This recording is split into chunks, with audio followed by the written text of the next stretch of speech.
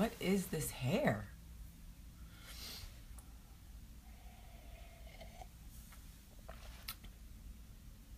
I don't know what it is that you've done to me, but it hurt in such a crazy way.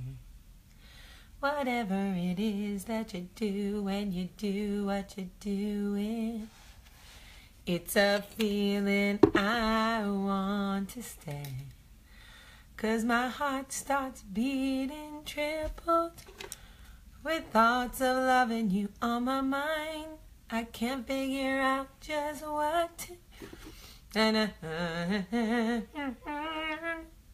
I get so weak in the knees, I can hardly speak. I lose all control, then something. All right, it's all my S-W-E. S-W-double-E. Good morning. Good morning, good morning. Good morning, and welcome to Coffee Talk. How's everybody doing this morning? Man, felt good yesterday to just... I went to Atlanta for a meeting, came home, and just went to soccer, watched Max play, great game. My son makes his first communion. I don't know what that was. People be trying to call me at 7 o'clock in the morning. People are out of their damn minds. First of all, you know I'm doing Coffee Talk, so don't call me. Second of all, why are you calling me at 7 o'clock in the morning? Annoying. Rude. You could have a Coke. He gonna come out the house with no ankle bracelet on, but he got 2 strikes, so don't get his order wrong. Okay. Anyway, my son makes his first communion today, so I'm very excited for him. He's very excited, so it's exciting all around. Then we have soccer all day, literally all day. And I need to go to the supermarket. Whatever. Okay, so I want to tell you a story. Once upon a time. Just kidding. I wanted to tell you a story about how sometimes we know that the pain is coming. We can look at somebody and know this person is going to destroy me. This is not going to end well. Like, I'm looking at you and I know this is not going to end well. Security.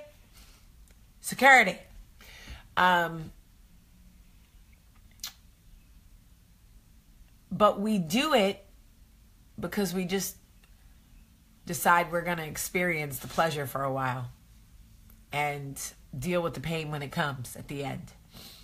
Every once in a while we do this, and sometimes it is worth it. Even the tears at the end and the broken heart. So I wanted to tell you a story about Jonathan Peters. I was a freshman in college, and I was making my way downtown, walking fast. What is wrong with me? Blech. Okay, so security. You guys are killing. Security. So anyway, I was a freshman in college, and I was making my way down, like it was orientation, and I finally had ditched my mom, right? And I was making my way down, and oh my God, I got a complicated order. I see this guy leaning against the football dorm. He sees me, I see him. Yes, I'm wearing a t-shirt because I fell asleep in my jersey t-shirt last night. He sees me, I see him, and I know the second I see him that it is not going to end well. I know it right away. And he's like, "What's up?" I'm like, "Nothing, what's up?" He's like, "Where are you from?" Because I looked different. I had hair all the way down to like my butt, and I was wearing a leather jacket like in August. I did not look like the run-of-the-mill college chick. So I said, "I'm from Jersey." And he was like, all right. And I was like, what's your name? He was like, Jonathan. And I was like, oh, I'm Jamie. And he was like, 2 J's. And I was like, what's your middle name? And he was like, Edward. And I was like, Elise. He was like, 2 E's. I was like, what's your last name? He was like, Peters. I was like, Premac. And we had the same initials, which obviously means we should immediately sleep together, because what else would that mean? Clearly a sign from God, folks. So me and Jep struck up a friendship/relationship that I knew was going to crash and burn from the door. I really need you guys to understand that the point of this coffee talk is sometimes we know it is going to be excruciating, but the pleasure on the way to pain is so good, we just got to get on the ride. We're just going to get on the ride, okay? So I decided, why not start my college experience off with the worst heartache I'm ever going to feel in my life up until this point? Come on, Jep. It's time to ease on down the road. And literally like, okay, signed up. It was almost as if he had looked at me and said, I'm going to give you 4 weeks of the most amazing time of your life, and then I'm going to drop you and set you on fire. And I was like, where do I sign? Where do I sign? Choo choo. Okay. So we kicked up a relationship, and he introduced me to literally a whole new world. You want me to do it, don't you? A whole new world. Just kidding. Okay. So 4 weeks into college, I am in a whole new world with this guy. He's like a football player. I'm in all these like urban, like back dance clubs, right? I'd never like been with a black guy before. It was all a dream. I used to read Word Up magazines. Oh my God, what is in this coffee? So it was totally different for me. And I loved every minute of it, as anyone who knows me knows that started the journey of a lifetime. So other girls were like, you realize this is not going to end well for you, right? And I was like, yes, I do. I realize that. And nobody could understand why I was doing it. And y'all, I get that. Other people were like, why would you purposefully put yourself into a situation that you know is going to destroy you? And I said, because it is so fun now. And sometimes in our lives, we need a distraction. We just need the fun. We know it's going to crash and burn in the end. We don't care. Because what we need at the time is the fun. We need to feel alive. Jonathan was the first person to make me feel after my father died. I felt something with him. I felt alive. I felt desired. I felt seen. I needed that. I didn't meet him on accident. My eyes were wide open. I knew exactly what was going to happen. I saw that train wreck coming and I didn't care. I got on the rails and I was the one in the front like this, with my arms in the air. It was different. It was new. Everything about it was intoxicating to me. And I was 18 years old. It tasted different. It smelled different. It felt different. It sounded different. It wasn't Jersey, and it wasn't the same, and it wasn't my dad, and it wasn't my mom, and I didn't care that it was going to gut me wide open, because I needed so desperately to feel something. And he was like, I will make you feel something. And I was like, Lord, sign me up. And we had like 2 months. In the end, it ended up being like 2 months of, we were so high.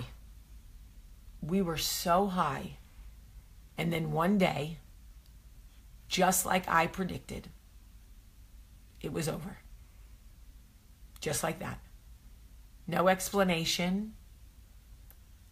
He didn't owe me one. No, nothing. And I remember standing in my dorm room on my phone. I called the football dorm and I asked. I remember Bruce answered the phone. I'll never forget. Bruce answered the phone. He was like, football. I was like, hey, Bruce, it's Jamie. Is Jonathan around? And he was like, nah, girl, he's not around and he ain't gonna be around. And I was like, okay. And I put on Boys to Men. This is how long ago we're going, folks. I'm old. I put on Boys to Men. We don't even talk anymore. We don't even know what we argue about. And by the way, I can't even hear that song anymore still to this day without thinking about Jonathan. To this day. And I cried and cried. And I walked through campus the next few days and maybe even weeks feeling numb again. But something, not numb, like sadness, which was still something, right? And I remember seeing him at one point on campus and feeling like we had been so close for a short period of time and now we were strangers again. And this was like the ultimate breakup, right? But my point is, and I eventually got over it, obviously, because here I am sitting in front of you today and I'm not scarred at all. Jonathan, call me. Jonathan, I miss you, right?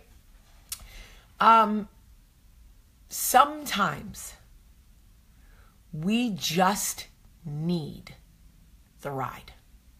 We know it's going to scare the crap out of us. We know parts of it are going to make us feel like we have to puke. We know that it is not going to end well. But we need the ride. And we go into it, we wait online for the ride. We wait 2 hours for the ride. We stand there for 2 hours to have our life turned upside down. Pick me, put me on. I will wait for 2 hours. I am on line for the pain train. Yes, but first it's going to be pleasure, unlike anything you've ever experienced before. And you wait, and you wait for your turn. And everybody, I hope, has a ride. One ride that they have taken in their life that they knew it wasn't going to end well, but oh, God, did it feel good. And that is my experience. I don't know if my dad had not died, if I would have needed the same intense type of ride, but I can't explore that because that's not my existence. But I will say to you that if you get the chance to take a ride and you know it's going to crash and burn, but you know the ride is going to be unlike anything you have ever experienced, I'd say do it. That's my vote. And I'm sticking to it. And I'm a poet. And you didn't even know it. Because I'm a rapper. I don't have anything to rhyme with rapper. All right. So if you think that there's anybody that may need to hear this life lesson or experience at all, or may know Jonathan Peters and want to help me reconnect, just kidding. Just click the share button right there and say, hey guys, this life experience is interesting. You may need to hear it.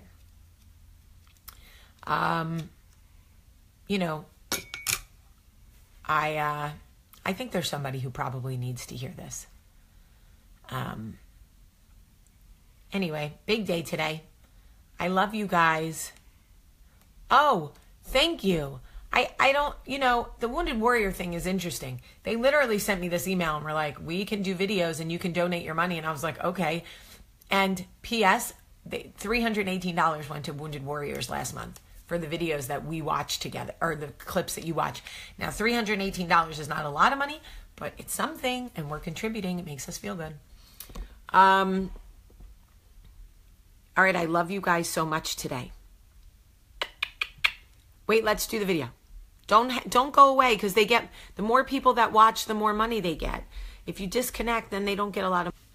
By the way, really quick, the reason that I think videos like this are important to share with your teenage college daughters is because we are always taught to run away from anything that may bring us discomfort. Oh, there's a chance it may hurt you, run away. There's a chance you may cry at the end, run away. Don't take a chance. Don't take a leap. Don't have the experience. Protect your heart. Don't ever cry. That's not real. That's not real. Like somebody would say to me, Jamie, if you knew, would you encourage Olivia to do it? If you knew that she was going to hurt in the end? And I would say, yes. Yes, I would. Because sometimes part of the journey is like the experience before the tears. That 8 weeks was unlike anything that I had ever experienced before. I wouldn't trade it for anything in the world. That dude gutted me. But if I saw him today, I would hug him and say, man, that was wild. Thank you, sir. I salute you. You got to go through it sometimes. It's worth it. Give it to me. I'm worth it. Okay. I love you guys so much. Have a great day.